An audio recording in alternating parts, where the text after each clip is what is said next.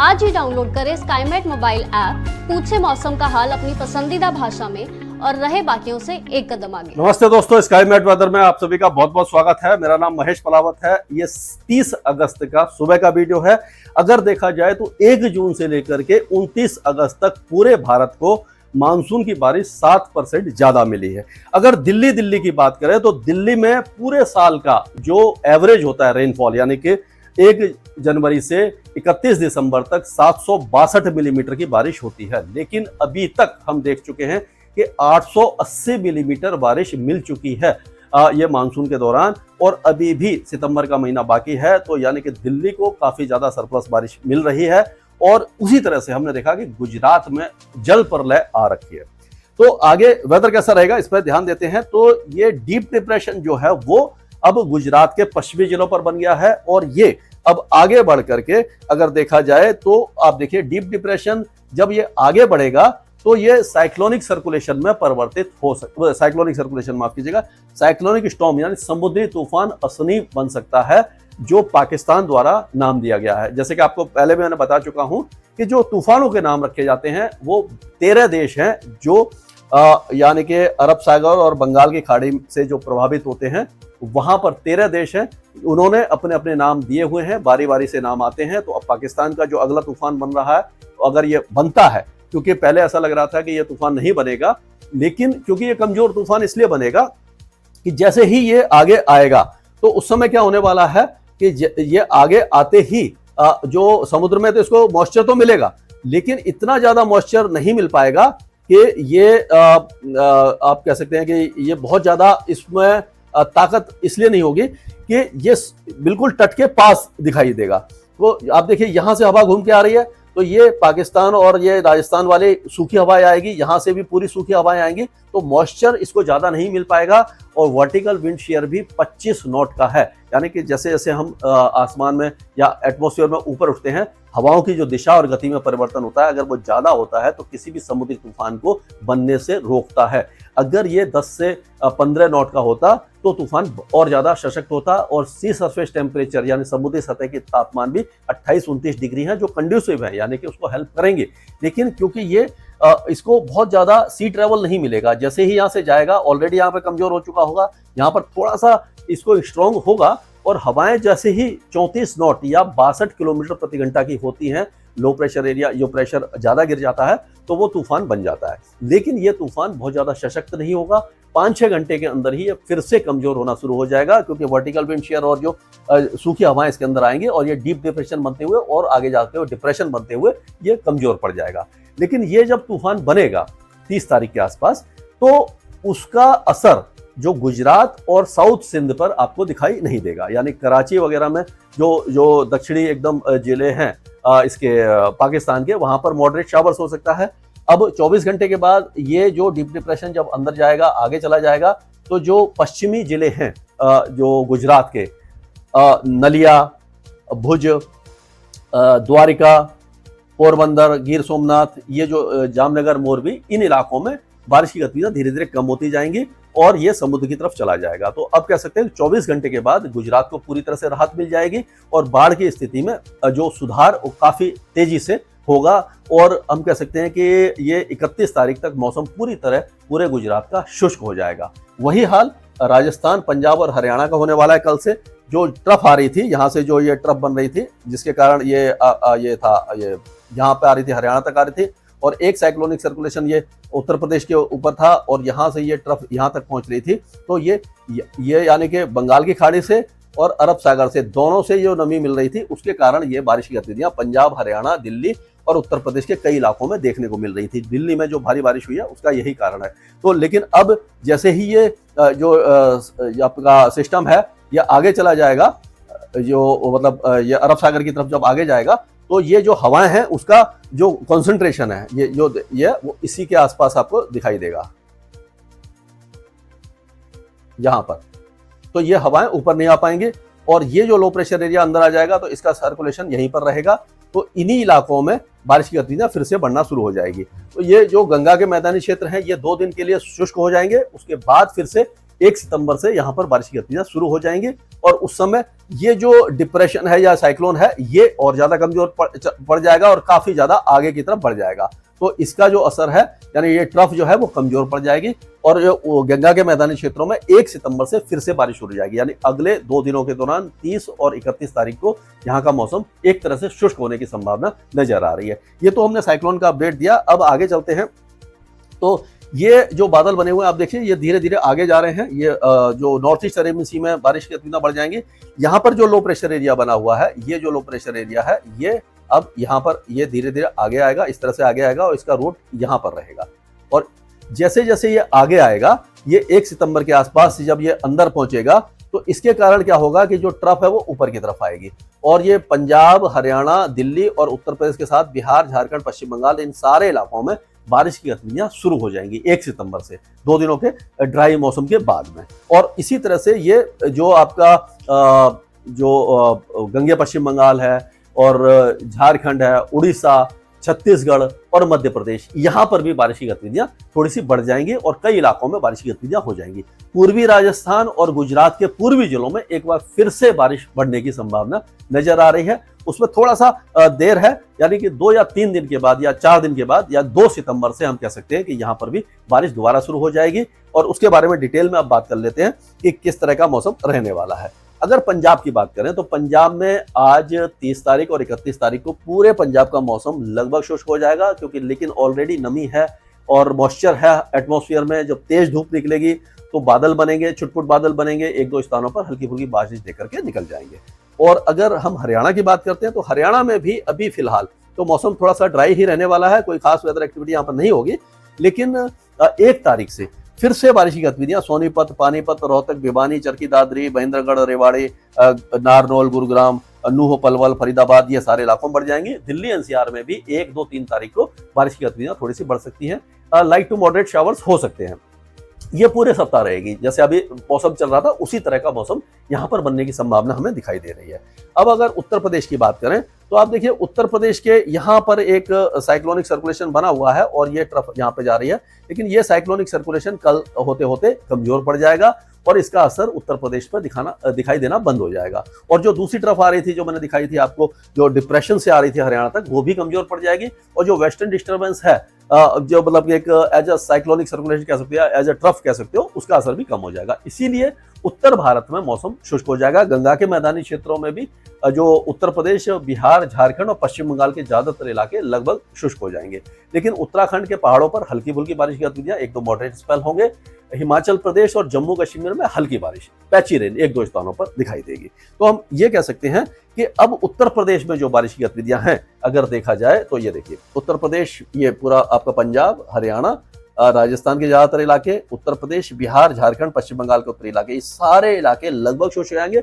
1-2 स्थानों पर छुटपुट बौछारें तो रहेंगी क्योंकि जो मॉइस्चर है वो लोकल बादल बनाएगा और बारिश देगा। अब और आगे अगर हम चलते हैं, आप देखिए ये उसके बाद भी यहाँ पर बारिश की गतिविधियां नहीं रहेंगी, यानी 31 तारीख को भी नहीं रहेंगे। उत्तर प्रदेश और बिहार में हल्की फुल्की बौछारें शुरू हो जाएंगी और ये जो वेदर सिस्टम है ये अंदर की तरफ आना शुरू हो जाएगा, लो प्रेशर एरिया। इसका असर आप देखेंगे मध्य प्रदेश और इन सारे इलाकों में, तमाम इलाकों में। आप देखिए उड़ीसा के ज्यादातर इलाके, छत्तीसगढ़, मध्य प्रदेश के सभी इलाकों में, और ये आप महाराष्ट्र, तेलंगाना, ये सारे इलाके इससे शुरू हो जाएंगे। यानी ये अब कह सकते हैं 31 तारीख से यहाँ बारिश थोड़ी बढ़ेगी। पहले पूर्वी मध्य प्रदेश में बढ़ेगी, फिर पश्चिमी मध्य प्रदेश में बढ़ जाएगी। अब 1 तारीख की अगर चलते हैं, 1 तारीख की तरफ चलते हैं तो आप देखिए 1 तारीख को ये जो बारिश की गतिविधियां हैं आपके पंजाब के ज्यादातर इलाके, हरियाणा, उत्तर प्रदेश, बिहार, झारखंड, ये जो इलाके बिहार में और झारखंड में कम रहेगी, लेकिन ये उत्तर प्रदेश गंगा के मैदानी क्षेत्रों में शुरू हो जाएगी। और ये जो ये आपका दक्षिण पूर्वी राजस्थान है यहाँ पर और पश्चिमी मध्य प्रदेश में भी बारिश की गतिविधियां शुरू हो जाएंगी। और जो पूर्वी जिले हैं गुजरात के, वहां पर भी बारिश की गतिविधियां शुरू हो जाएंगी। और 2 तारीख होते होते आप देखेंगे कि बारिश की गतिविधियां में काफी ज्यादा वृद्धि कई इलाकों में दिखाई देना शुरू हो जाएगी। तो इसको अगर हम देखें तो हम बात करते हैं पहले उत्तर प्रदेश की। तो उत्तर प्रदेश में ज्यादातर इलाकों में बारिश रहेगी, लेकिन जो पूर्वी उत्तर प्रदेश है उसमें बहुत ज्यादा तेज बारिश नहीं रहेगी, जैसे कि महाराजगंज, कुशीनगर और जो उसके आसपास सिद्धार्थनगर, ये जो इलाके हैं, गोंडा, बस्ती, यहाँ पर बारिश कम रहेगी।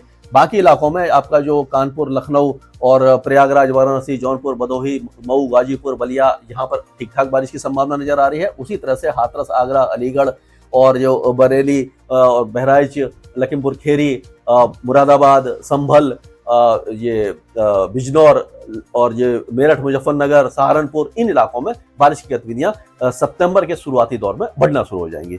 लेकिन बिहार में जो बारिश की गतिविधियां हैं वो 2 या 3 सितंबर से बढ़ेंगी, लेकिन फिर भी बिहार में बहुत ज्यादा हैवी रेन इसलिए नहीं होगी कि जो लो प्रेशर एरिया या मध्य भारत पर जा रहा होगा, जो पश्चिमी सिरा है एक्सिस ऑफ मानसून ट्रफ का, उसको वो नीचे खींच के रखेगा। जो हवाएं इस तरह से घूम के आ रही होंगी बंगाल की खाड़ी से, वो नमी तो बढ़ाएंगी, लेकिन इतनी ज्यादा नमी नहीं बढ़ा पाएंगी या कोई ट्रफ या साइक्लोनिक सर्कुलेशन नहीं बना पाएंगी जिससे यहाँ झमाझम बारिश हो पाए। तो बिहार को अभी भी संतोष करना पड़ेगा हल्की से मध्यम बारिश के साथ ही। तो और अगर हम पश्चिम बंगाल की बात करते हैं तो 2 दिनों तक पश्चिम बंगाल का भी मौसम लगभग शुष्क रहेगा। 1 और 2 तारीख से बारिश की गतिविधियां पश्चिम बंगाल के दक्षिणी जिलों में यानी पूरे पश्चिम बंगाल में दिखाई देना शुरू हो जाएंगी आपको। ये आप देखिए पश्चिम बंगाल के सारे इलाकों में जो बारिश की गतिविधियां थोड़ी सी बढ़ जाएंगी, और उसमें आप गंगटोक से लेकर के या सिक्किम से लेकर के ये जो दार्जिलिंग है, कालिम्पोंग है और दिनाजपुर, ये सारे इलाकों में बारिश शुरू हो जाएगी। और जो आपका 24 परगना, डायमंड हार्बर, कोंटई, शांति निकेतन, पुरुलिया, बांकुरा, हुगली, हावड़ा, कलकत्ता, मेदिनीपुर, झारग्राम, वर्धमान, ये सारे इलाके भी लाइट टू मॉडरेट रेन देखना शुरू कर देंगे। और उसी समय क्योंकि यहाँ से मॉइस्चर आ रहा होगा तो उत्तर पूर्वी राज्यों में भी बारिश की गतिविधियों में थोड़ा सा वृद्धि होने की संभावना हमें दिखाई दे रही है। तो ये तो यहाँ की बात हुई। अब अगर हम चलते हैं ये अपना क्या कहते हैं राजस्थान के ऊपर, तो राजस्थान में 1 सितंबर तक पश्चिमी राजस्थान लगभग सूखा रहेगा, लेकिन क्योंकि मॉइस्चर ऑलरेडी है तो खंड वर्षा से इनकार नहीं किया जा सकता, यानी छोटा 4-5 मिनट की जो बौछारें वो पड़ सकती हैं। लेकिन आप देखेंगे गंगानगर, हनुमानगढ़, अनूपगढ़, चुरू, बीकानेर, जैसलमेर, जोधपुर, बाड़मेर, सिरोही, पाली, सांचौर, ये जो नागौर वगैरह, ये सारे इलाके सूखे रहेंगे।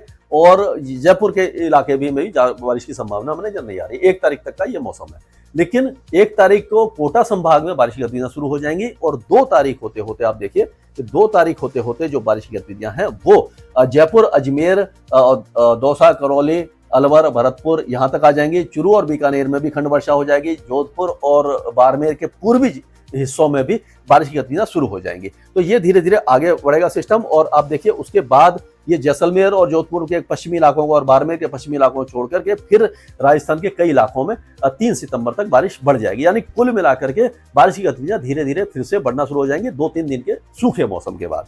और अगर मध्य प्रदेश की बात करते हैं तो मध्य प्रदेश में भी हम देखेंगे कि जो बारिश है वो ये पूर्वी मध्य प्रदेश में सिद्धि, सत्ता, सिंगरौली, पन्ना, उमरिया, दमोह, जबलपुर, कटनी, मांडला, अनूपपुर, यहाँ से बारिश शुरू होगी, तेज बारिश शुरू होगी। और उसके बाद धीरे धीरे आगे की तरफ बढ़ेगी। ये सीहोर और आपका देवास, बैतूल, होशंगाबाद, छिंदवाड़ा, टीकमगढ़ जो इलाके हैं यहाँ पर, और सियोनी वगैरह में शुरू हो जाएगी। और फिर ये जो नीमच, नतराम और उज्जैन, धार, खांडवा, खरगोन, यहाँ पर 2 तारीख या 3 तारीख से बारिश बढ़ेगी। ये पूरा इलाका कवर हो जाएगा। और आपका जो ग्वालियर संभाग है, टीकमगढ़ वगैरह, यहाँ पर सिद्धि, ये जो गुना, शाजापुर, शिवपुरी, यहाँ पर भी बारिश की गतिविधियां 2-3 तारीख से शुरू हो जाएंगी। यानी मध्य प्रदेश फिर से झमाझम बारिश देखना शुरू करेगा। छत्तीसगढ़ में बारिश की गतिविधियां 2 दिनों के बाद, अभी तो दक्षिणी छत्तीसगढ़ में आपको ज्यादा दिखाई देगी, लेकिन उसके बाद छत्तीसगढ़ के ज्यादातर इलाके बारिश देखना शुरू कर देंगे। और अगर उड़ीसा की बात करें तो उड़ीसा में जो बारिश की गतिविधियां हैं वो दक्षिणी उड़ीसा में काफी ज्यादा होंगी, बाकी इलाकों में कम होंगी। झारखंड के भी जो बारिश की गतिविधियां हैं बहुत ज्यादा नहीं होंगी, हल्की फुल्की बारिश की गतिविधियां ही आपको यहाँ पर दिखाई दे सकती हैं। तो इस तरह का मौसम यहाँ पर रहने की संभावना दिखाई दे रही है। अब गुजरात की तरफ चलते हैं। गुजरात में आपको मालूम है कि ये जो मैंने अभी साइक्लोन का अपडेट दिया था उसमें अगले 24 घंटों तक जो पश्चिमी जिलों में रहेगी, उसके बाद पूर्वी जिले लगभग शुष्क हो जाएंगे 2 या 3 दिन तक के लिए। 1 तारीख से फिर से जो बारिश की गतिविधियां हैं वो आपका ये सबरगांथा से लेकर के महेसाना, पाटन, इदार, अहमदाबाद, गांधीनगर, बड़ोदरा, यहाँ से शुरू होकर के जो सूरत, वलसाड़, नवसारी, तापी, पंचमहल, डांग, ये जो इलाके यहाँ पर फिर से शुरू हो जाएगी बारिश की गतिविधियां, लेकिन हल्की रहेगी।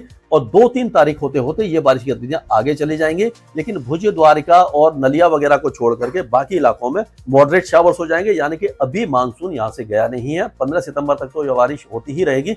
और ये अगला स्पेल जो है वो बहुत ज्यादा हैवी बारिश नहीं देगा, लेकिन हाँ जो जिले अभी सूखे रह गए हैं, बनसकांता, सबरकांता, महेसाना, पाटन, इदार, ये जो इलाके हैं, अरवली, मोड़सा, यहाँ पर भी बारिश की गतिविधियां दिखाई दे रही हैं 2 तारीख या 3 तारीख से लेकर के 4-5 तारीख के बीच में। तो ये एक अच्छा अपडेट है। और अगर हम चलते हैं महाराष्ट्र की तरफ, तो महाराष्ट्र में आप देखिए कि बारिश की गतिविधियों में काफी ज्यादा कमी आ गई थी, लेकिन अब ये अकोला, अमरावती, वाशिम, भंडारा, गोंडिया, चंद्रपुर, ये बुल्दाना वगैरह में बारिश शुरू हो जाएगी।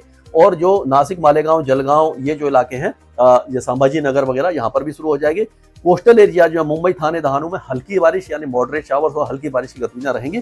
मराठवाड़ा में बारिश की गतिविधियां थोड़ी सी कम ही दिखाई दे रही है अगर आप देखेंगे तो। ये एक तरह से कह सकते हैं कि मिला जुला मौसम महाराष्ट्र में रहेगा, लेकिन पूरी तरह शुष्क नहीं होने वाला है। तेलंगाना में 2 दिनों के बाद फिर से बारिश बढ़ जाएगी। अभी उत्तरी तेलंगाना में रहेगी, उसके बाद बारिश की गतिविधियां यहाँ पर भी बढ़ना शुरू हो जाएंगी, आप देखेंगे। लेकिन हैदराबाद वगैरह जो दक्षिण तेलंगाना है वहां पर ज्यादा बारिश नहीं होगी, क्योंकि वेदर सिस्टम जो है वो ये छत्तीसगढ़ और मध्य प्रदेश से होकर के आगे निकलेगा, तो उत्तरी तेलंगाना को तो असर करेगा। यानी कि आपका जो आदिलाबाद है और उसके आसपास के इलाके हैं वहां पर, निजामाबाद, आदिलाबाद, रंगारेड्डी, यहाँ पर। लेकिन दक्षिणी इलाकों में ज्यादा असर नहीं इसका रहेगा। अब कर्नाटक की बात करेंगे तो इंटीरियर कर्नाटका में हल्की फुल्की बारिश रहेगी, कोस्टल एरिया में मॉडरेट शावर्स रहेंगे, और उसी तरह से केरल में भी हल्की फुल्की बारिश की गतिविधियां रहेंगी, बहुत ज्यादा हैवी रेन नहीं है।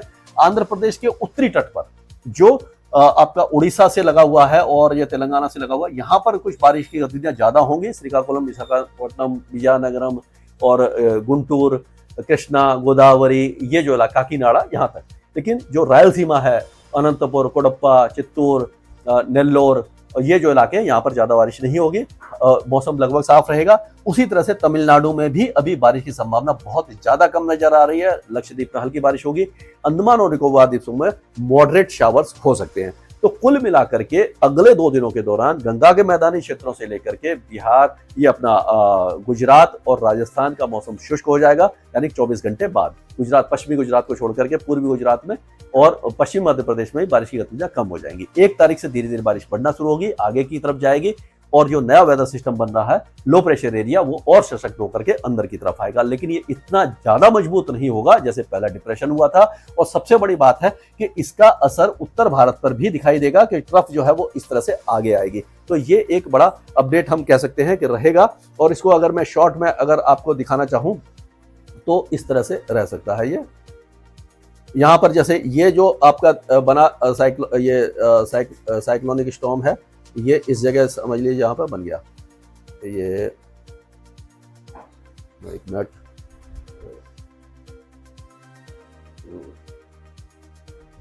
ये चल नहीं रहा पेन, कोई बात नहीं। तो यहाँ पर साइक्लोनिक स्टॉर्म बनेगा, ये लो प्रेशर एरिया बनेगा, ये अंदर की तरफ आएगा, और यहाँ पर पूरे इलाके में बारिश की गतिविधियां 1 सितंबर से 3-4 सितंबर तक बढ़ जाएगी। राजस्थान और गुजरात में भी धीरे धीरे 1-2 सितंबर से लेकर के 4-5 सितंबर तक बारिश की गतिविधियां बढ़ने वाली हैं। ये अभी तक का अपडेट है। इसके आगे जो भी अपडेट होगा मैं लगातार आपको अपडेट देता रहूंगा। और जो हमारे भाई बहन हैं जो हमें कमेंट दे रहे हैं, डाल रहे हैं, मैं कोशिश करूंगा उन सबके जवाब दूं। ज़्यादातर जवाब हम कोशिश कर रहे हैं कि देंगे, और वीडियो में भी उनके नाम के साथ में जवाब देने की कोशिश करूंगा कि किसने किस तरह के जो अच्छे क्वेश्चन पूछे हैं, या नॉलेजेबल क्वेश्चन पूछे हैं, या जो थोड़ा सा किसान भाई है जिनको नहीं पता उसके बारे में जो क्वेश्चन पूछ रहे हैं, उनका नाम लेकर के मैं कोशिश करूंगा कि उनके जवाब यहीं पर आपको दे। स्काईमेट वेदर में अभी के लिए मौसम से जुड़ी सटीक जानकारी और खबरों के लिए हमारे YouTube चैनल को सब्सक्राइब करें और बेल आइकन दबाकर हर खबर पर रखें नजर।